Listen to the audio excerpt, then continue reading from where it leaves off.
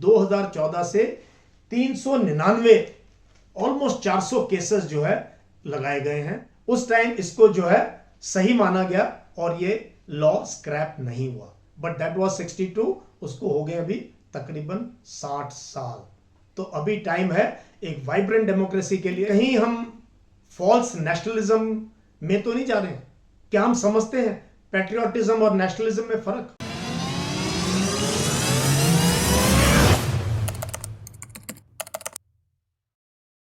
Hi friends, क्या हाल है? आज बात करूंगा सेडिशन लॉ की। हाँ, आप ठीक समझे, जिसको कि आम भाषा में कहते हैं देशद्रोह। इसके ऊपर एक लॉ है इंडियन पीनल कोड में 124A। ये अंग्रेजों का बनाया हुआ लॉ है। इसको अंग्रेजों ने बनाया था 1860 के बाद। वैसे तो इसकी शुरुआत हुई थी 1837 में, मकौले ने बनाया था ये 1837 में। उसके बाद ये इंसर्ट हुआ इंडियन पीनल कोड में 1870 में।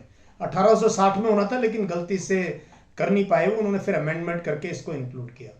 ये लॉ लेके आए थे जो 1857 में हमारी आज़ादी की पहली लड़ाई थी, फर्स्ट वॉर ऑफ इंडिपेंडेंस जिसको कहते हैं, उसको क्रश करने के लिए, उस रिबेलियन को खत्म करने के लिए अंग्रेजों ने सोचा कि एक ऐसा लॉ लाया जाए जिसमें जो कुछ अगर कोई लिखता है ब्रिटिश राज के खिलाफ, सरकार के खिलाफ, वर्ड यूज किया डिसअफेक्शन। अफेक्शन होता है किसी से प्यार होना, बच्चे के साथ अफेक्शन होता है, बड़ों के साथ अफेक्शन होता है, बड़े छोटों। Disaffection against the government established by law. That means British Raj ने जो सरकार बनाई हुई है इंडिया जो एक कॉलोनी थी उसके ऊपर, तो उसको उसमें लोगों को क्रश करने के लिए बनाया गया था सेडिशन लॉ। जब देश आजाद हुआ इस पर बहुत डिबेट हुई कॉन्स्टिट्यूएंट असेंबली में, तो इसको रखा नहीं गया कॉन्स्टिट्यूशन में, लेकिन इंडियन पीनल कोड में ये रह गया और इसको सरकारें बोलती रही, बट इसको रखा गया कि ये एक ऐसा लॉ मिल गया जिसमें कि आप 3 साल से उम्र कैद किसी को दे सकते हो, हेवी फाइन दे सकते हो, और ये नॉन बेलेबल है, इसमें बेल नहीं मिलती है। और बहुत से यंग लोग जो है इसमें एक बार अंदर जेल चले गए तो बहुत मुश्किल है बाहर निकलना, बहुत मुश्किल है। ये लॉ इतना स्ट्रिक्ट है, लेकिन लॉ है ये अंग्रेजों का बनाया हुआ। और कमाल की बात क्या है, इस पे मैंने अनअकैडमी पे क्लास ली थी कुछ दिन पहले। इस क्लास ने बहुत बच्चों ने, आज भी देख रहे हैं रिकॉर्डेड इस क्लास को, आप इस क्लास को देख सकते हैं, ये लिंक मैं नीचे दूंगा। पूरा उसमें मैंने डिटेल में डिस्क्राइब किया ये कब आया लॉ। और आज हम ऐसे लोगों को ट्राई कर रहे हैं जिस लॉ के अंदर जो है तिलक, महात्मा गांधी राष्ट्रपिता, जवाहरलाल नेहरू, भगत सिंह, एनी बेसेंट और उस जमाने के जो रेवोल्यूशनरी थे, वो सब के सब इसी लॉ के अंदर जेल के अंदर डाले गए थे। 1922 में महात्मा गांधी को इसी लॉ 124A आईपीसी के अंतर्गत 6 साल की कठोर कारावास दी गई थी। सो अंग्रेजों का लॉ बनाया अंग्रेजों ने, उसको जो है आज डिबेट चल रही है। और बड़ी अच्छी बात है कि गवर्नमेंट ने भी अपना एफिडेविट विड्रॉ किया और कहा है कि yes we should have a look, और ये कॉलोनियल लॉज जाने चाहिए। देखते हैं क्या होता है। और पूरे अखबार जो है इसके ऊपर पिछले 2 दिन से बहुत टिप्पणी कर रहे हैं। मैं बहुत आनंद से पढ़ रहा हूं क्योंकि मैं इस पे क्लास पहले ही ले चुका हूं और मैं समझता हूं कि इसको आप लोगों को पता होना चाहिए। ये इंडियन एक्सप्रेस है, इसने पूरा sedition law history and debate, ये जो है पूरा का पूरा जो है ये मैं कहता हूं हमेशा अखबार बहुत अच्छा है, इसको पढ़ना चाहिए हर एस्पायरेंट को। आप सिविल सर्विसेज हो, डिफेंस एस्पायरेंट हो, ये ओपिनियन बनाने के काम करता है ये अखबार। स्पेशली ये पेज जो है इंडियन एक्सप्रेस का जो एक्सप्लेन्ड आता है, तो इन्होंने पूरा कवर किया है बड़े अच्छे तरीके से। तो मैं इसकी हिस्ट्री पे नहीं जाऊंगा, वो आप मेरी क्लास में देख लेना। और ये कमाल कहा है इसने कि पिछले 2014 से 399 ऑलमोस्ट 400 केसेस जो है लगाए गए हैं पिछले 8-9 साल में इस कानून के तहत। और ये है सबसे ज्यादा मणिपुर में, उसके बाद असम, कर्नाटका, उत्तर प्रदेश और हरियाणा। और इन केसेस में 1 या 2 केस कन्विक्ट हुए, बाकी 70% केसेस में चार्जशीट भी फाइल नहीं होती है, क्योंकि कुछ केस ही नहीं बनता है, चार्जशीट कैसे फाइल करोगे आप। लेकिन जो शख्स पकड़ा गया है वो जो है तकरीबन 2-3 साल के लिए जो है जेल में चले जाता है। उसके बाद ये फ्रंट हेडलाइन न्यूज़ है हमारे अखबार की। इसमें क्या है, supreme court puts sedition trials on hold. तो उनका क्या होगा जो कई सालों से जेल में बंद है। और कमाल की बात क्या है, इसमें काफी जर्नलिस्ट है, पत्रकार है, क्योंकि अंग्रेजों ने भी पत्रकारों को टारगेट किया था। महात्मा गांधी को उन्होंने आर्टिकल लिखे थे यंग इंडिया में, उसके लिए जेल में डाला था। बाल गंगाधर तिलक को उन्होंने जो आर्टिकल लिखे उसके लिए डाला था। तो ये जो है, इसमें उन्होंने फिर कोर्ट ने कहा है कि इसको लॉ को भी हेल्ड इन अबेंस किया जाए और इसके ऊपर जो है चर्चा करी जाए। सरकार कहती है हम चर्चा करेंगे and we will find a reason for it. Times of India, इसका एडिटोरियल आज ये देखो आप, एडिटोरियल कहता है don't just reform, remove it. किसको रिफॉर्म मत करो, अब इसमें कोई इंग्लिश ठीक मत करो कि डिसअफेक्शन की जगह नया वर्ड ला दें। क्योंकि देशद्रोह जो है ना, देशद्रोह वो होता है जब कोई हथियार उठा के देश की तख्ता पलट करना चाहता है। लिखने वाला देशद्रोह नहीं कर सकता। अगर आप गवर्नमेंट की किसी पॉलिसी पे, क्योंकि किसी वाइब्रेंट डेमोक्रेसी में ये लॉ सिर्फ बाय द वे सिर्फ इंडिया में बचा है। अंग्रेज जिन्होंने लॉ बनाया था, अंग्रेजों ने, उन्होंने 2009 में इसको निकाल दिया था। वो है ही नहीं उनकी बुक्स के अंदर। यूके के, सिंगापुर ने निकाल दिया।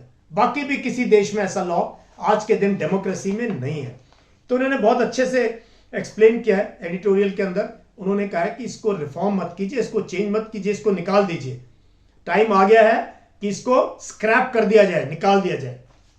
और ये बहुत ही डिटेल में इन्होंने जो है इसको कवर किया। इसीलिए मैं कहता हूं अखबार पढ़ना बहुत जरूरी है। ये शुक्र है हमारा प्रिंट मीडिया अवेलेबल है, नहीं तो फेक न्यूज के जमाने में व्हाट्सएप और बाकी सोशल मीडिया पे बहुत ही भ्रांतियां पैदा करने वाली तोड़ मोड़ के खबरें, तोड़ मोड़ के वीडियोस आती हैं जो कि आपको कंफ्यूज करती हैं। तो एटलीस्ट जो डिफेंस एस्पायरेंट हैं, जो मेरे से उनसे पढ़ते हैं एजुकेटर से, उनको इससे दूर रहना चाहिए। तो ये देखो कमाल की बात क्या है, इसमें ऐसे ऐसे बच्चे इस सेडिशन लॉ में कैद में हैं, जेल में, जिन्होंने क्रिकेट मैच में शायद पाकिस्तान की तारीफ कर दी या उसको चेयरअप कर दिया, सोशल मीडिया पे, ट्विटर पे कुछ लिख दिया, अंदर हनुमान चालीसा को लेके जो है उस पे आपने बोला मैं यहां उनको भी इसी कानून में। तो ये बता रहे हैं कि 2010 से यानी पिछले 12 साल में 13,000 लोगों को इन केसेस के अंदर बंद किया गया है। और जो टॉप 5 स्टेट्स हैं, पूरी रिपोर्ट पढ़ने लायक है। इसमें Bihar 161 case, Tamil Nadu 125 case, UP 100 case, Jharkhand 46 case और कर्नाटका 18 केस। ये जो है पिछले कुछ सालों से इसने ये भी लिखा है कि सिंगापुर ने बंद कर दिया, ये कानून को हटा दिया गया है। सेडिशन को भी एक्सप्लेन किया गया है। और जो तकरीबन ये आगे लिखता है अखबार यहां पे कि 95% लोग एक्विट हो जाते हैं, क्योंकि चार्जशीट ही नहीं फाइल होती, कोई केस ही नहीं बनता। लेकिन आप जो है सालों जेल में रह सकते हैं। उसके लिए कौन कंपनसेट करेगा? उसका कोई प्रावधान नहीं है इसमें कि आपको जेल में डाल दिया और फिर आप बैठो जब तक कि आपको जो है ये ट्रायल कोर्ट पे ही ये केसेस जो है तकरीबन जजेस इनको जो है आगे प्रोसीड ही नहीं करते, क्योंकि इस पे कोई केस बनता नहीं है। इन्होंने ये भी दिया हुआ है कि इसमें ऑक्यूपेशन क्या है, कौन लोग हैं जो इस सेडिशन लॉ के अंदर इसमें एक्टिविस्ट हैं, एकेडमिशियंस हैं, प्रोफेसर्स हैं, स्टूडेंट्स हैं, पॉलिटिकल वर्कर्स हैं, एम्प्लॉयज और बिजनेस वाले हैं, और इसमें जो है जर्नलिस्ट हैं, यानी पत्रकार भी जेल में हैं इस कानून के तहत। और पिछले कुछ जो फेमस केसेस हैं वो इन्होंने यहां दिए हुए हैं। तो ये एक इंटरेस्टिंग खबर है।